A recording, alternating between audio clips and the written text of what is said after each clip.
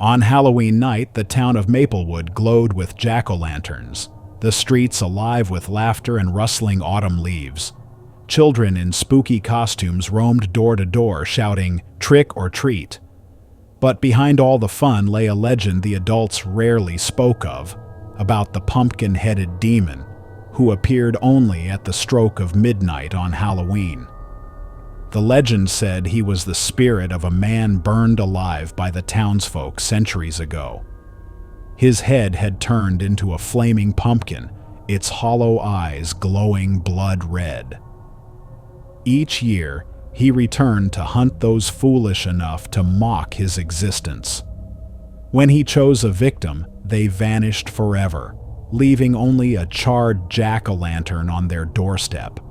That year, 4 kids, Ethan, Lily, Marcus, and Sarah, decided to do something different. Instead of trick-or-treating, they snuck into Black Hollow Forest, the place tied to the legend. Marcus, the boldest, brought along a camcorder to prove the demon was fake and post it online. Only cowards believe in that story. There's no demon here. Marcus laughed, pointing the camera at his friends. Sarah shivered, clutching her flashlight. "I don't know. My grandma said people used to disappear here on Halloween."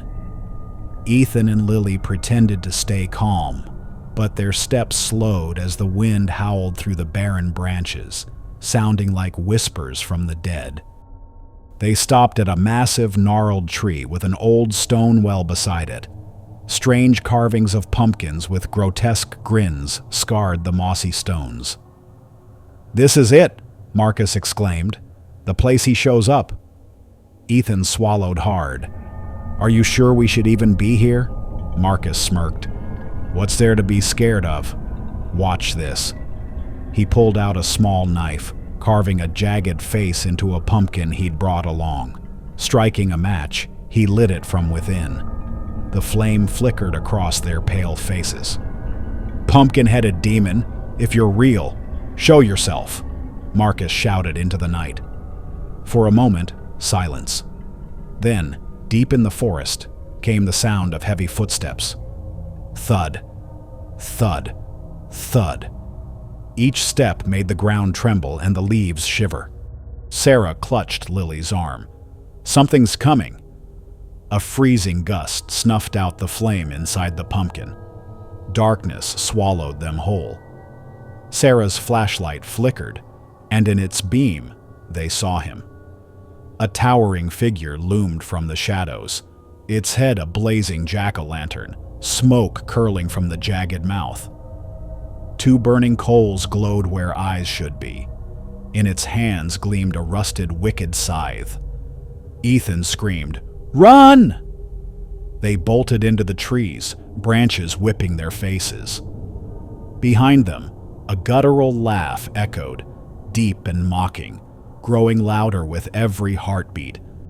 Lily tripped, and Sarah yanked her to her feet. Marcus still clutched the camcorder, pointing it backward as he ran. Through the lens, he saw it clearer. The demon wasn't walking. It was gliding, hovering just above the ground, the fiery pumpkin head glaring straight at them. "Don't look back," Ethan cried, but Marcus did. A charred, clawed hand seized his shoulder. His scream ripped through the forest, then cut short. When the others turned, Marcus was gone. The camcorder lay cracked on the ground, its final image a blurred pumpkin face burning in the dark. The remaining 3 stumbled blindly through the woods. The laughter surrounded them now, as if the demon was everywhere at once. "We're trapped," Sarah sobbed, tears streaking her cheeks. A crimson glow flooded the trees. The demon appeared ahead, blocking their path. Scythe raised high. Ethan grabbed a branch, swinging it with all his strength. It passed through the figure as though through smoke. The demon tilted its head, the jagged grin stretching impossibly wide. Flames inside its hollow eyes roared brighter. Lily collapsed to her knees, whispering, Please don't take us."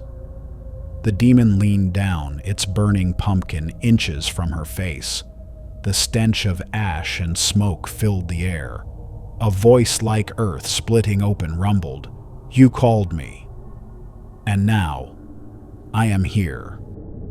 The next morning, townsfolk discovered 3 half-burned jack-o'-lanterns neatly lined up at the entrance to Black Hollow Forest.